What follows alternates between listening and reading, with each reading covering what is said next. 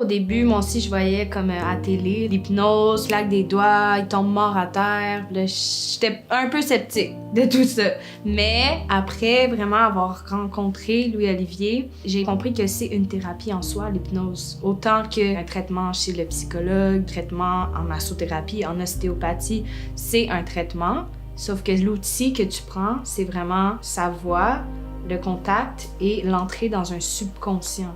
Fait que la première fois que je suis arrivée, définitivement, au début, je cherchais à être consciente puis à pas me laisser aller. Parce que l'hypnose travaille beaucoup avec l'inconscient. Mais l'inconscient, c'est pas quelque chose que tu peux dire mentalement, écoute. Il faut vraiment que tu te laisses aller là-dedans. Puis au début, j'étais un peu sceptique. Donc, tu me disais, là, tu vas lever ton bras, ben mon cerveau, il roulait puis il disait, ben là.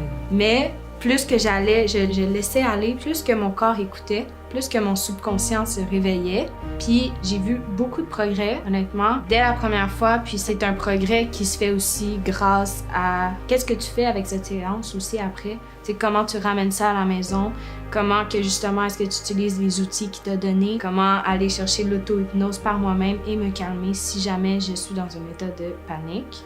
Les outils, puis le fait que j'ai pu aller dans cet espace de sérénité et calme avec lui a fait qu'il y avait une porte qui s'est créée que maintenant je peux accéder beaucoup plus facilement puis tranquillement atteindre mon objectif un jour à la fois.